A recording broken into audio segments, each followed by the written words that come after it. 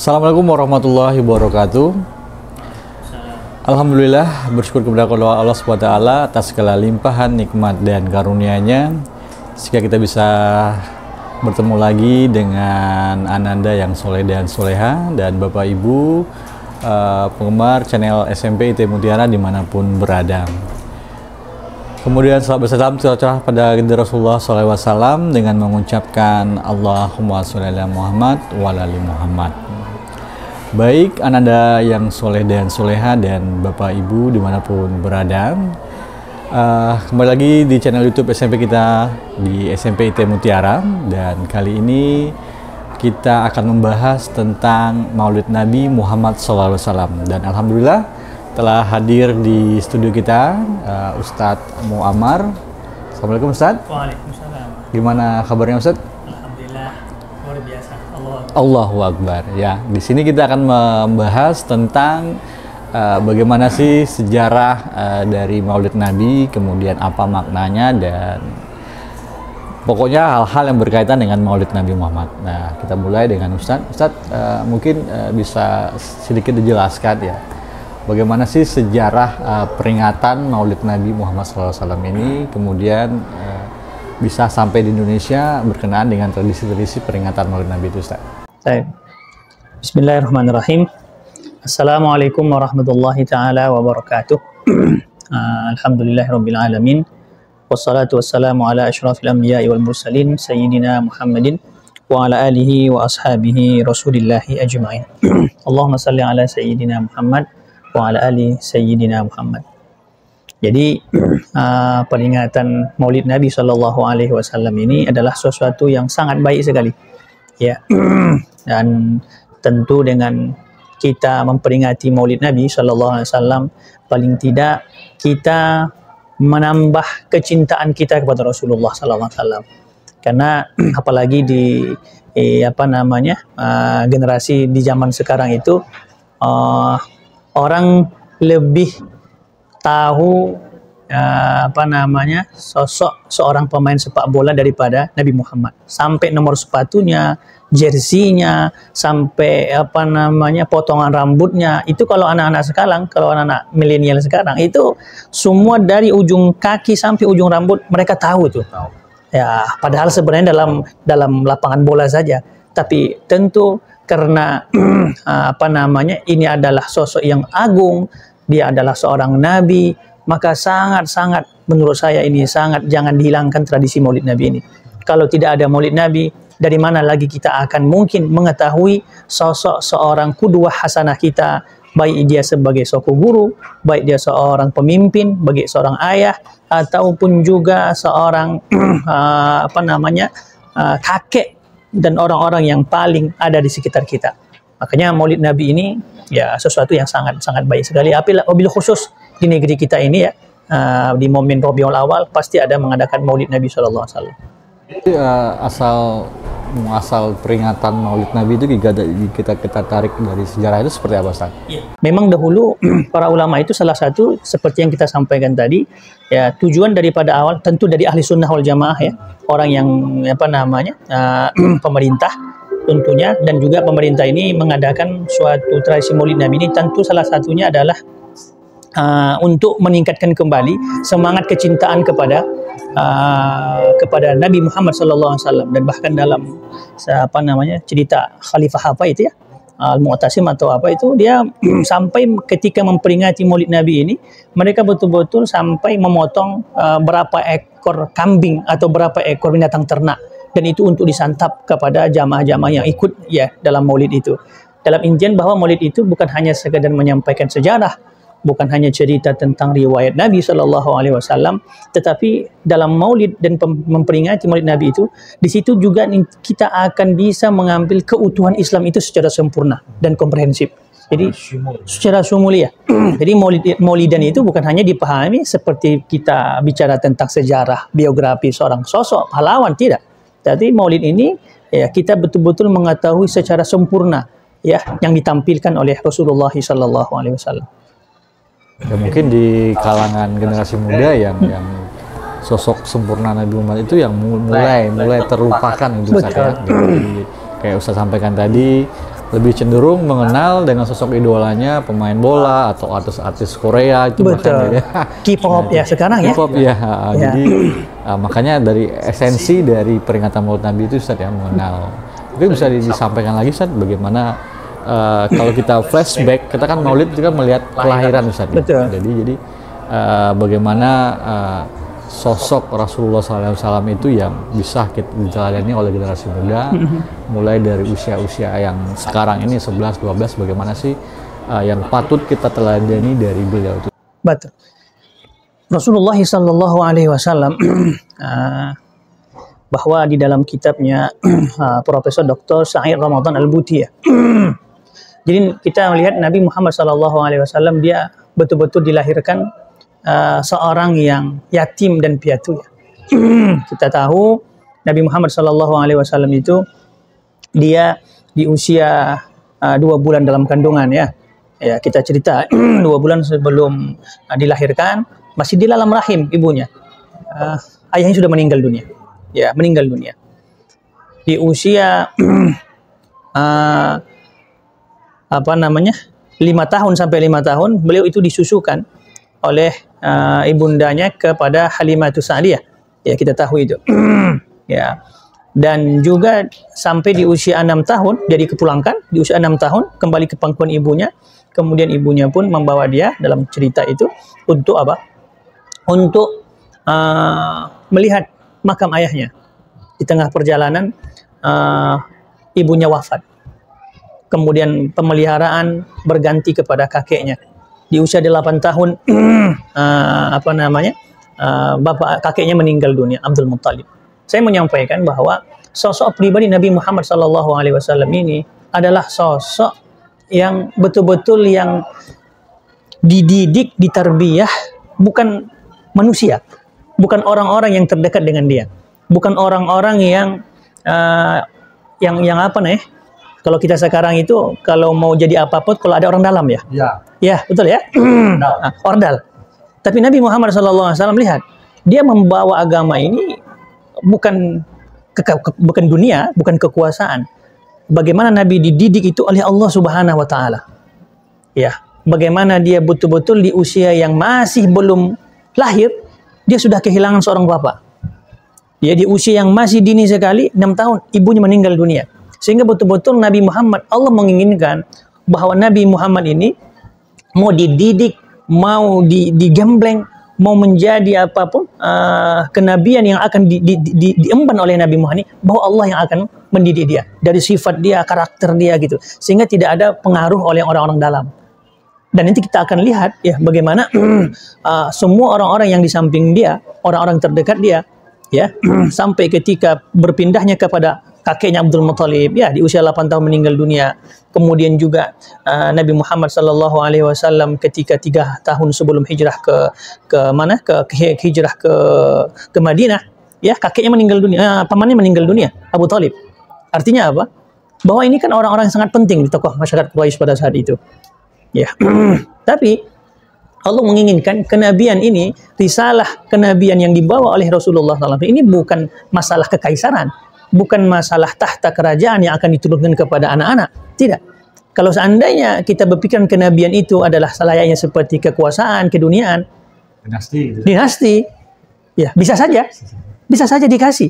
Karena kita ketahui bahwa Abdul Muttalib itu adalah seorang kakek yang sangat berpengaruh di Makkah pada saat itu. Mereka yang memberikan apa itu jamaah-jamaah haji yang ketika datang ke sana berkunjung, yaitu mereka yang menjamu, memberikan makan dan minuman. Artinya apa? Ya kalau kenabian itu bisa layaknya seperti kekuasaan dunia, harta jabatan, Nabi bisa lakukan itu. Tapi Allah menginginkan kenabian itu betul-betul bagaimana tidak ada campur tangan pengaruh-pengaruh orang-orang orang-orang dalam atau orang-orang yang terdekat dari Nabi. Sehingga apa? Sehingga tidak ada tujuan nanti bahkan karakter tadi ya, karakter Nabi itu bagaimana betul-betul terhindar daripada pengaruh-pengaruh luar. Ya, kita kembali ya. Nabi Muhammad SAW ketika terlahir itu, ya, kenapa mungkin ada pertanyaan lagi ya? Kenapa Nabi Muhammad SAW Allah memilih juga kota Makkah itu sebagai tempat yang dilahirkannya Nabi Muhammad SAW? Padahal pada zaman itu begitu besar kekuasaan yang sangat sangat hebat luar biasa. Di situ ada Yunani ya, ada Romawi ya, ada Persia, ada Yunani, kemudian ada India setelah itu. Yang kita kenal bahwa Romawi itu ya materialistis. Ya, bagaimana dengan penjajahannya dia bisa akan menguasai dengan mengirim para militer-militernya untuk menguasai suatu daerah itu. Di Persia kita mengenal juga di situ kekuasaan yang sangat luar biasa dengan cerita-cerita dongengnya seperti itu.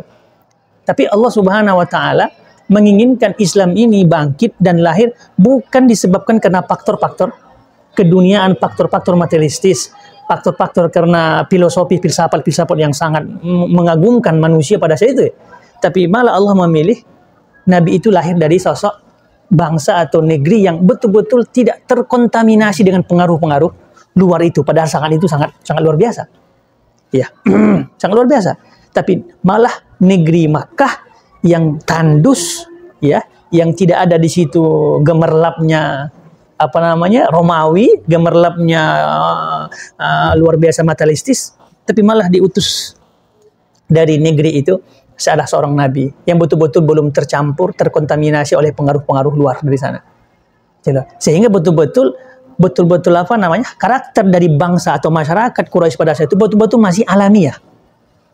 Cuman yang kurangnya, kenapa alamiah itu? Karena kejahilan saja. Kenapa? Karena minimnya pengetahuan pada saat itu. Sehingga yang timbul di masyarakat Quraisy pada saat itu ya kejahiliannya karena minimnya ilmu pengetahuan. Tapi yang tumbuh, makanya kita mengetahui sejarah, kadang-kadang kita mendengar bahwa masyarakat jahil itu masyarakat yang sangat primitif, sangat negatif lah. Tapi kadang-kadang kalau kita lihat dari sisi yang lain, kata Profesor Dr. Sanad Ramadan Al-Buti, bahwa masyarakat jahiliyah itu, masyarakat Quraisy pada saat itu minimnya karena minim jahiliyahnya, bukan jahiliyah karena tidak adanya ilmu pada saat itu, tapi secara karakter, secara sifat mereka itu adalah orang yang sangat pemberani. Mereka itu adalah orang yang sangat dermawan. Mereka itu adalah sangat yang peduli. Mereka itu adalah sifat yang pahlawan. Kita lihat kakeknya bagaimana menjamu orang-orang haji. Itu kebaikan. Begitulah alamiahnya masyarakat Quraisy, jauh dari pengaruh-pengaruh barat atau jauh dari pengaruh-pengaruh luar untuk masuk ke kota Makkah itu. Makanya dulu kalau kita ketahui jahiliyah, kenapa orang-orang jahiliyah dahulu mereka kalau membunuh anak, karena paham mereka pada saat itu, ya, orang yang membunuh anak hidup-hidup, karena itu menunjukkan kesucian. Itu paham, karena mereka itu minim daripada pengetahuan. Iya, kesucian. Kenapa mereka itu melakukan ada harta banyak kemudian dibakar, dihabisin? Kalau dalam pemahaman Islam mubazir kan? Tapi dalam pemahaman mereka pada saat itulah bentuk daripada kedermawanan. Jadi jahiliyah di situ. Mereka itu semangat kalau seandainya mereka itu berjuang. Makanya mereka itu selalu berkelahi ya. Untuk apa? Menunjukkan keberanian, kepahlawanan, sang pemberani. Itulah sifat rata-rata daripada masyarakat jahiliyah. Ketika Rasulullah dilahirkan di sana, itu tentu ada ya masyarakat yang betul-betul fitrah alanya sifatnya belum terpengaruh daripada sifat-sifat pengaruh-pengaruh luar seperti itu. Makanya sangat luar biasa. Sehingga kalau seandainya hikmahnya ya, kalaulah seandainya Allah mau membangkitkan Islam, mengeluarkan Islam itu dari mungkin Romawi tadi yang sudah berkuasa adidaya, dari Persia, mungkin bisa saja. Tapi nanti mungkin ke belakang. Ya, tapi mungkin nanti apa pengaruhnya? Wah, wajar saja Islam itu akan bangkit. Kenapa? Disokong oleh semua media-media yang ada. Dengan kekayaan, dengan peradaban, dengan segala bentuk hal lainnya. Ini mungkin salah satunya. Jadi bagaimana juga Ustaz ketika Rasulullah dilahirkan di kota Mekah yang di tengah masyarakat kejahilan itu, Rasulullah tetap dengan karakter dia gitu. Jadi itu kan sosok yang perlu kita teladani ketika kita lihat sekarang kalau anak-anak muda sekarang, terutama ketika dia berada di lingkungan yang kejahilan, dia ikut juga ini gitu. Betul. Biasa. Jadi Allah berfirman ya, laqad kana lakum fi Rasulillahi uswatun hasanah. Yani bahwa di dalam diri Rasulullah sallallahu alaihi wasallam itu adalah terdapat suri tauladan yang sangat baik. Jadi Nabi SAW dia juga bukan malaikat. Dia juga bukan apa namanya, yang ya dia sama manusia biasa. Dia makan, dia minum, dia sama dengan anak-anak lain. Ya, dia juga istirahat. Cuman yang membedakan bahwa dia adalah nabi, ya dia adalah yang menjaga, memelihara dan mendidik itu adalah Allah yang langsung. Nah, itu bedanya. Jadi Nabi suatu ketika, ya Nabi kan Nabi Muhammad waktu kecil itu ketika di usia belasan ya, ada mengatakan 12 tahun, itu Nabi sudah mandiri ya. Ini bisa juga anak-anak kita ya, teman-teman, supaya bisa juga mandiri ya, sehingga tidak lagi berpangku tangan dengan orang tuanya ya. Jadi Nabi Muhammad itu sudah betul-betul mandiri sekali di usia yang sangat betul 12 tahun. Oh ya, dia sudah betul-betul mandiri, sudah pandai berusaha, sudah bisa mencukupi kebutuhan dan bahkan membantu pamannya. Ya, memberikan apa namanya untuk lauk pauk di rumah. Ya, Rasulullah itu mengembala kambing. Jadi pernah cerita di dalam kitab sirah itu, Nabi Muhammad SAW diajak teman-temannya bermain. Ya wajar lah ya. Ajak bermain. Ya, sekali-sekali jangan kita kerja lah, berhentilah. Ya, kita nonton ada pesta di sana. Biasalah, pesta apa nama hiburan, tarian seperti itu. Akhirnya karena ini masih kecil, ya kecil, akhirnya terpengaruh lah, diajak, maulah pergi bermain dengan teman-temannya. Ala kulli hal, ketika sampai di TKP, ya kawan-kawannya sudah pada gembira melihat tontonan itu, tapi Nabi Muhammad SAW tiba-tiba Allah tidurkan dia pada saat itu. Iya, Allah tidurkan, sehingga tadi ya, dia sampai ke TKP, kawan-kawannya sudah pada asik melihat hiburan itu, tapi Nabi Allah tidurkan sampai tidak mendengar sekalipun acara pada saat itu. Sampai naik matahari, baru Nabi SAW terbangun dan acara sudah selesai. Itu pernah sekali. Jadi, suatu ketika lagi, pengen lagi diajak lagi temannya. Akhirnya temannya ngajak lagi. Kemarin ketiduran, Muhammad. Ya kan, ketiduran. Udah, besok ada tontonan lagi, festival lagi. Ini pasti menarik. Jangan tidur lagi ya. Oke, akhirnya Nabi Muhammad masih kecil. Ya, biasa lah. Belum, kalau masih kita kan masih ya masih 10-11 ya bebas. Tapi mau diajak teman-temannya sampai ke TKP, ke tempat itu acara, tidur lagi Allah tidurkan, sehingga dia betul-betul tidak mendengar dan tidak melihat acara pesta itu sampai selesai. Akhirnya apa yang terjadi? Akhirnya Nabi Muhammad SAW waktu kecil itu dia mengatakan, mulai detik ini saya tidak akan ikut lagi dan tidak akan menonton lagi walaupun ingin, tidak akan lagi. Dan ini adalah sebagai isyarah bahwa bagaimana betul-betul Allah yang mendidik, Allah yang menjaga Rasulullah Sallallahu Alaihi Wasallam dari kecil sampai nanti ya dewasa, sampai kenubuahan pada Nabi Sallallahu Alaihi Wasallam. Baik Ustadz, ini sangat menarik. Jadi kita akan kembali lagi, akan mengupas lagi tentang bagaimana dibalik peristiwa Maulid Nabi dan apa sih esensinya. Tentu saja jangan kemana-mana, tetap stay tune di channel kita. Kita akan kembali setelah iklan berikut ini.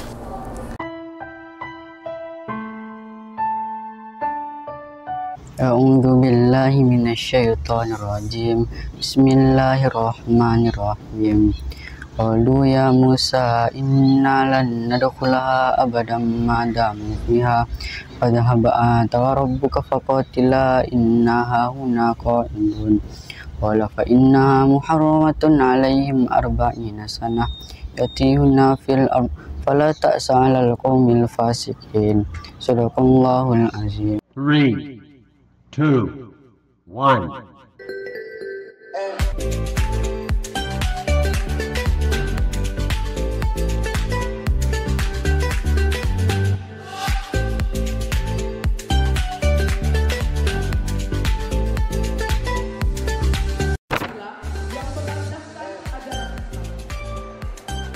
Siswa dan mengintegrasikannya pada berbagai kegiatan sekolah.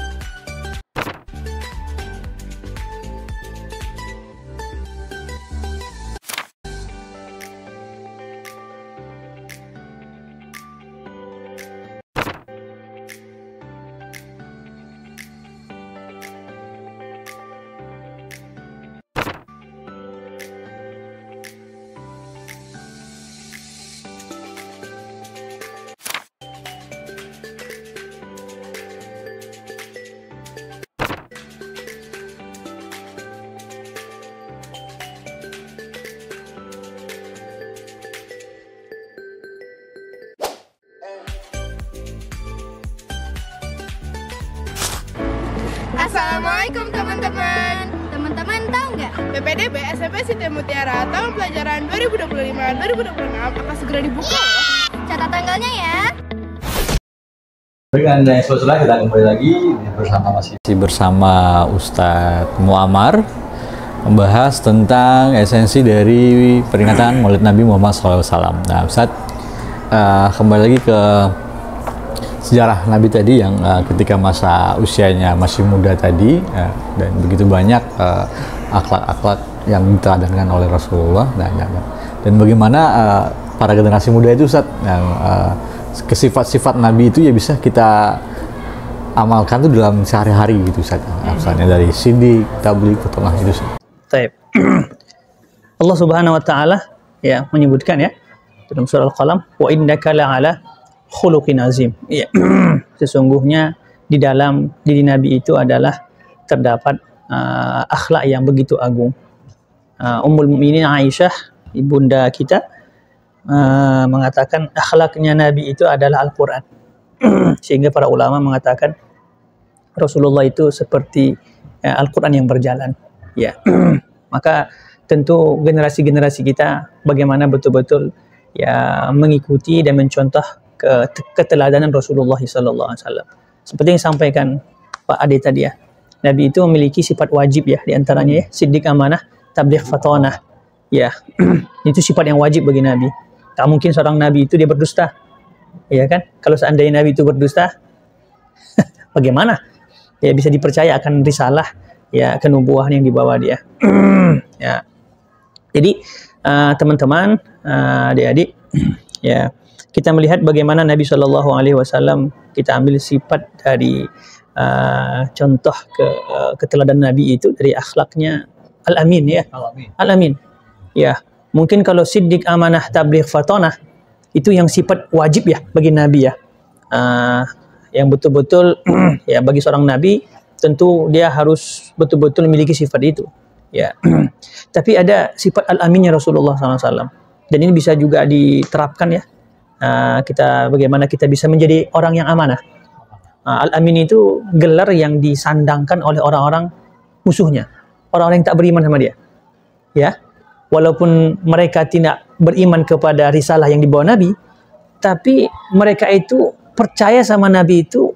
Dia itu orang yang tak pernah berkata bohong. Dia itu orang yang ketika dititipkan barang-barang dia jaga. Ya. Ketika dititipkan hewan ternak, jadi untung. Ketika dititipkan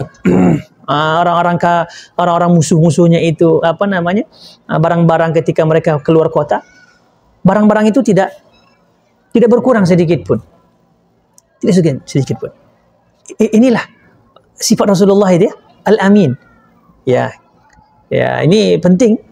Bagaimana kita bisa menjadi orang yang amanah nih? Ya, amanah. Bisa menjaga, kalau teman-teman amanah seperti apa itu? Ya, kalau disuruh orang tua ke sekolah, ya titipin uang SPP, umpamanya jangan dikorupsi. Ya, jangan ditilap, jangan dibelikan umpamanya ini uang SPP nih 2 bulan, jangan dibelikan untuk apa? Untuk jajan. Itu nggak amanah, itu simpel saja. Ketika diberikan uang untuk beli buku, uangnya kasih untuk beli buku. Jangan dibelikan untuk paket internet. Nauzubillah, dibuat pula untuk beli top up game. Inna lillahi wa inna ilaihi raji'un. Tapi bagaimana Rasulullah sallallahu alaihi wasallam? Coba kita lihat sifat amanah Rasulullah. Itu di usia yang belasan tadi, ya. Di usia belasan tadi, 12 tahun. Mungkin teman-teman kelas berapa itu? 12 tahun. Berapa itu Ustaz? 7. Kelas 7. Baru kelas 1. Itu Nabi Muhammad SAW di kelas 1 SMP itu sudah bisa. Apa tuh? Mengelola bisnis. Ya, dititipin kambing. Dititipin 2 ekor. Besok jadi 3 ekor. Jadi 4 ekor. 5 ekor. 6 ekor. 7 ekor. Jadi untung. Coba itu. Kenapa? Dan itu bukan 1-2 kali. Itu berkali-kali sehingga orang-orang mereka percaya ketika dititipin, diamanahkan itu barang kepada Nabi Muhammad SAW di waktu kecil, pasti akan untung, gak akan rugi. Itu sifat amanah Rasulullah.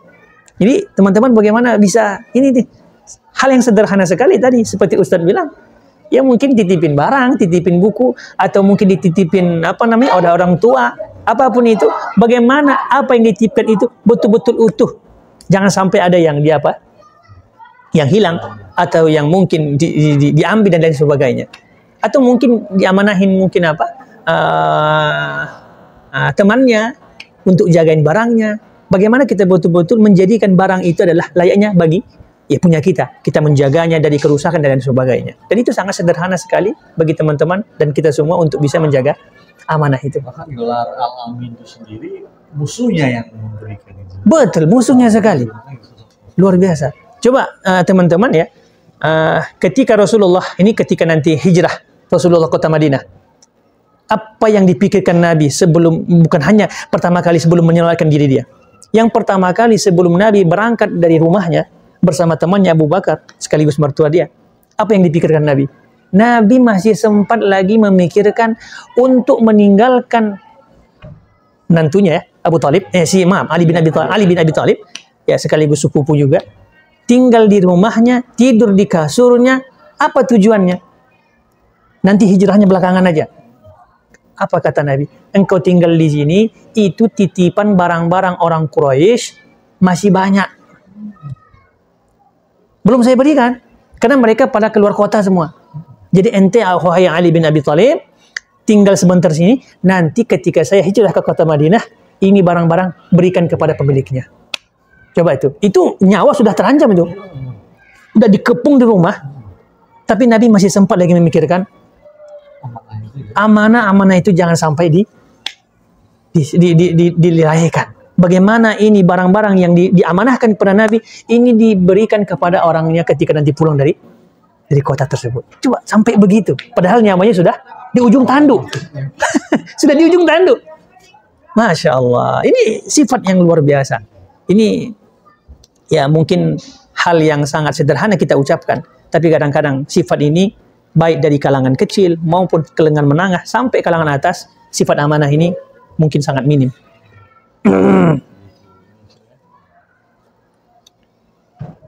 Bahkan dari itu ya, lawan aja yang biasanya kan lawan itu nggak percaya kepada lawannya. Betul. Jadi bisa memberikan gelar. Jadi gini Ustaz, apa yang membuat orang-orang tidak percaya padahal mereka itu sangat menggelarkan kepada Nabi itu Al-Amin. Tapi kalau cerita tentang Islam, cerita beriman kepada Nabi, kenapa mereka itu tak percaya? Ini terlagi-lagi gengsi. Itulah yang membuat mereka itu tidak beriman. Jadi masih egonya untuk kebenaran itu. Betul. Nanti ada hal-hal kepentingan, baik itu mungkin kepentingan duniawi atau mungkin madya, kekuasaan. Itu yang dikhawatirkan mereka atau ego. Itulah yang membuat mereka itu susah dan sulit untuk mengatakan asyhadu an la ilaha illallah wa asyhadu anna Muhammadar Rasulullah. Contoh saja ungkapan itu terucap dari Abu Talib. Ya, yang ketika dia meninggal dunia yang menyedihkan Nabi Muhammad SAW. Wahai paman, kenapa engkau tak bersyahadat kepada aku?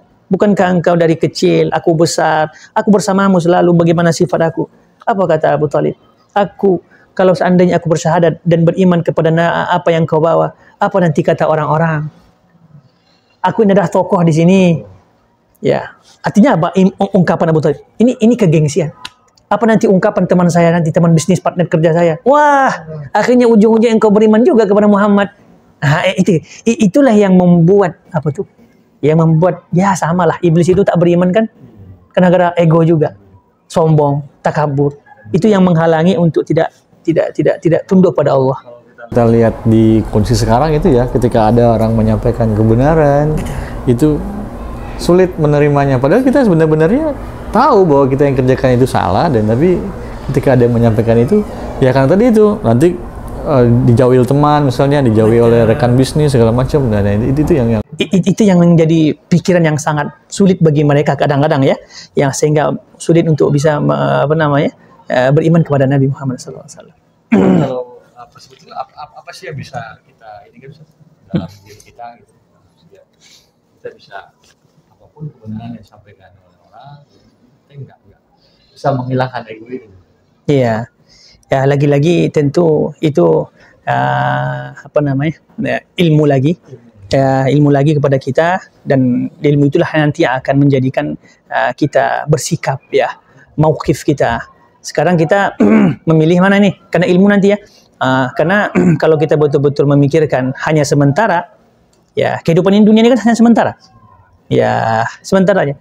Kalau dia hanya berpikir bahwa ya kina mau enaknya saja, dia tidak mau berpikir tentang dosanya, dia tidak mau berpikir tentang bagaimana nanti akhir daripada kehidupan di akhiratnya.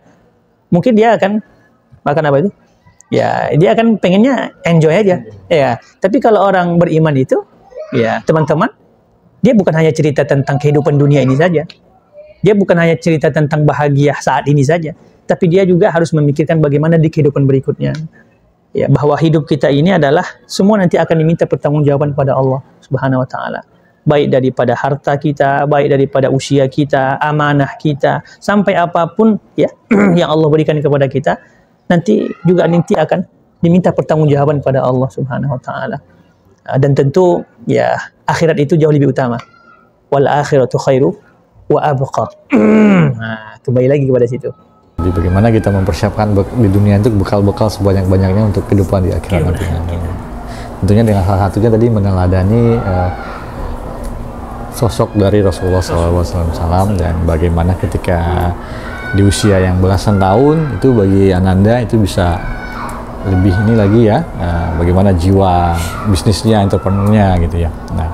Nah kalau kembali ke peringatan Maulid Nabi Ustaz, jadi seperti apa sih sebaiknya bentuk perayaan kita untuk Maulid Nabi ini? Di antara kan ada pro dan kontranya gitu Ustaz ya. Jadi Maulid Nabi itu lebih tadi kepada kita bagaimana satu menumbuhkan rasa cinta kepada Rasulullah. Ya, dengan kita memperingati Maulid Nabi itu kita juga ya kita mensyukurilah ya, bersyukur, berterima kasih ya atas atas apa yang telah dibawa oleh Rasulullah SAW. Itu Islam ini. Mungkin kalau seandainya kita tidak memperingati Maulid Nabi, ya kita tidak tahu juga keutuhan daripada agama ini. Ya, apalagi kita mungkin yang mungkin ya sebagian kita minim membaca ya riwayat-riwayat itu. Tentu dengan Maulid ini kita hadir, kita mendengarkan sejam, setengah jam Maulid itu, paling tidak tahulah sifat-sifat Nabi, bagaimana siapa ibu Nabi, siapa ayahnya, apa keteladanan yang harus kita ambil. Tentu kita bisa mengambil hikmah ya daripada perjalanan, daripada sifat-sifat Nabi SAW. Kemudian juga bahwa ya kita tidak melihat bahwa dari segi apa tadi ada yang mempermasalahkan Maulid itu dilarang, Maulid itu ada yang melarang. Inti daripada Maulid itu apa? Itu sekarang ya. Itu dia. Esensi daripada Maulid itu apa? Yang kita diceritakan di Maulid itu adalah apa? Sosok seorang nabi, sosok seorang yang begitu pahlawan, sosok yang begitu penyayang, sosok seorang nabi yang yang amanah. Ya. Jadi kalau kita cerita tentang arah yang melarang, yang memang kalau di zaman Nabi, zaman sahabat nggak ada peningkatan Maulid Nabi. Tapi kalau esensi daripada Maulid Nabi yang diadakan mungkin di masyarakat kita saat ini lebih kepada apa? Pemahaman, kecintaan, dan kemudian juga untuk meneladani Rasulullah, meniru Rasulullah, kemudian juga menjelaskan dengan memperingati Maulid Nabi, kita mengetahui betul-betul keutuhan dan kesempurnaan Islam itu. Dan juga dengan memperingati Maulid Nabi, kata Profesor Dr. Sa'ad Ramadan Al-Buti itu, ini juga kita bisa memahami Al-Quran. Iya. Iya. Sehingga kadang-kadang sulit kita untuk bisa mengetahui tafsir Al-Quran itu, kecuali kita harus melihat dulu sirahnya Rasulullah SAW. Ya, ya. Karena bahwa sangkut pautnya nanti asbabun nuzul dari Al-Quran itu tentu nanti pada sirah. Ya. Ya, kepada sirah. Bagaimana nanti tahunan Badar, bagaimana nanti umpamanya Bai'atul Aqabah, bagaimana nanti juga Nabi SAW ketika hijrah kemana itu? Ke Madinah, dan banyak kan cerita-cerita di situ. Nah, itu mungkin di kalangan generasi muda saat ini ya, kemampuannya untuk membaca sirah itu yang mungkin ini ya, makanya dengan peringatan Nabi ini kembali lagi diingatkan lagi, disuruh baca lagi, bagaimana sirah-sirah Nabi gitu. Kan kadang-kadang sekarang nggak tahu sahabat Nabi. Masya Allah. Mungkin itu Ustaz ya bentuk pelayanan bisa dinilai. Taib. Jadi apa namanya? Ya dalam rangka salah satu bersyukur. Bersyukur. Jadi Nabi itu ketika memperingati Maulid, dalil Maulid Nabi itu apa? Nabi sendiri itu memperingati Maulid dia lah. Ya. Jadi kan para ulama yang membolehkan Maulid Nabi itu ya Nabi sendiri memperingati Maulidnya. Nabi SAW ketika ditanya Rasulullah, engkau kenapa berpuasa di hari Senin? Ya kan ditanya sahabat. Kata Nabi, hari Senin itu hari di mana aku dilahirkan. Ya, hari di mana aku dilahirkan. Nabi kan lahir 12 Senin, 12 Rabiul Awal pada tahun gajah. Ya. Jadi Nabi melakukan Maulidan itu dia apa? Pada hari Senin. Jadi gini, Ustaz. Jadi kadang-kadang tradisi kita itu dalil tentang Maulid Nabi, hadis dari Nabi ya. Jadi di negeri kita ini kan kadang biasanya kalau seandainya suka apa namanya bahasa apa tuh ya, sangat mudah dalam membentuk suatu suatu acara, sangat mudah kita menyingkat apa namanya kata seperti itu ya. Kalau orang yang suka apa namanya tahlilan, tahlil la ilaha illallah dibilang tahlilan. Ya, orang suka maulid disingkat jadi maulidan. Nanti mungkin kalau orang suka baca yasin, yasinan gitu kan. Itu sah-sah saja kan. Untuk membuat, kalau masyarakat kita kan sangat mudah untuk membuat kata-kata atau mungkin istilah-istilah seperti itu ya. Tapi kan tetap intinya bahwa apa yang dilakukan di acara maulidan itu, kan itu esensinya.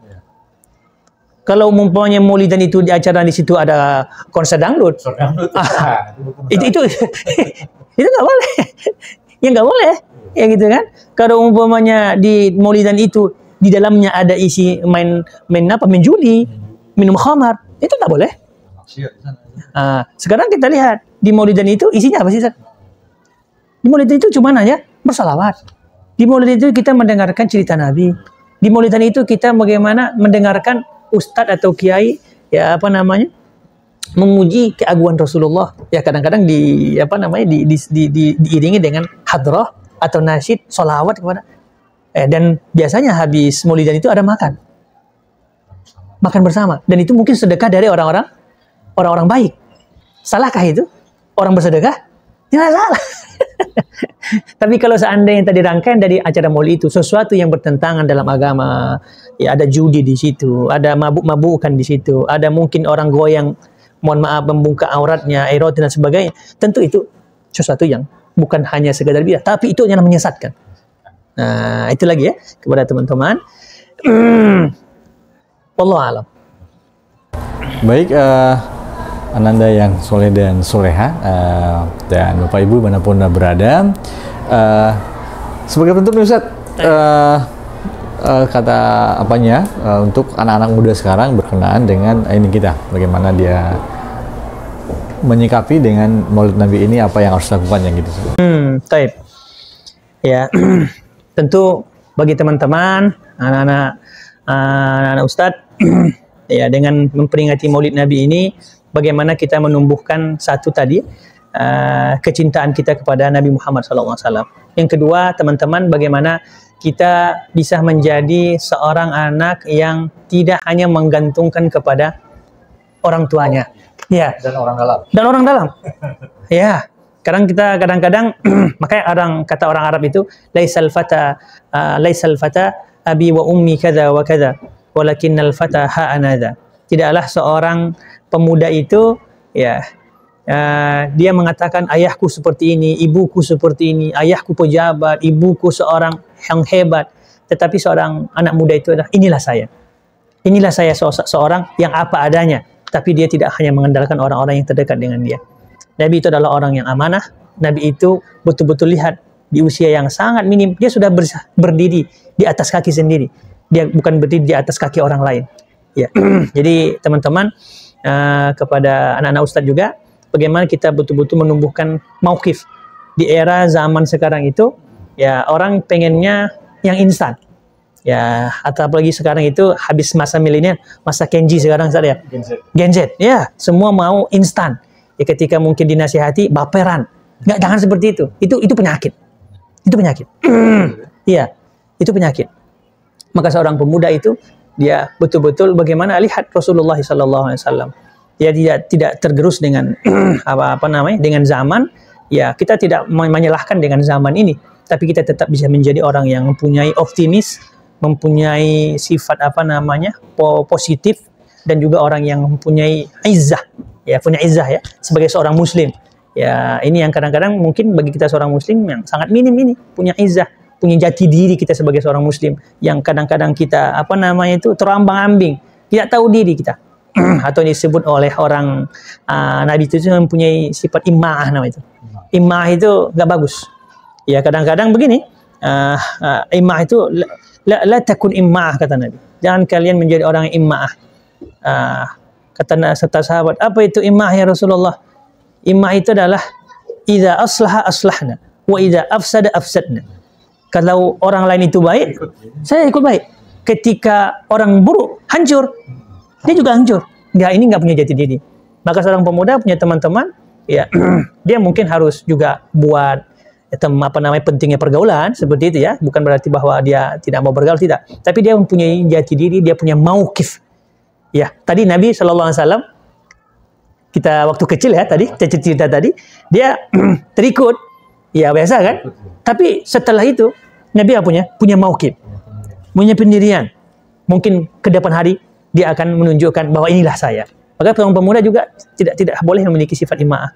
Ya, bukan berarti bahwa kita kuper ya, kurang pergaulan, tapi kita juga butuh kita punya percaya diri. Saya seorang muslim sejati, saya menjaga akidah saya mempunyai akhlak, saya tidak mau terkontaminasi dengan pengaruh-pengaruh atau sifat-sifat buruk, dan itu itu sikap saya sebagai seorang pemuda Islam, seperti itu. Jazakallah Ustadz untuk sharingnya pada kesempatan kali ini. Mudah-mudahan kita ketemu lagi. Dan buat Anda yang soleh dan soleha dan orang tua manapun berada, jangan lupa share, like, komen di channel YouTube kita ini. Saya mohon undur diri. Wabillahi taufiq wal hidayah. Assalamualaikum warahmatullahi wabarakatuh. Waalaikumsalam warahmatullahi wabarakatuh.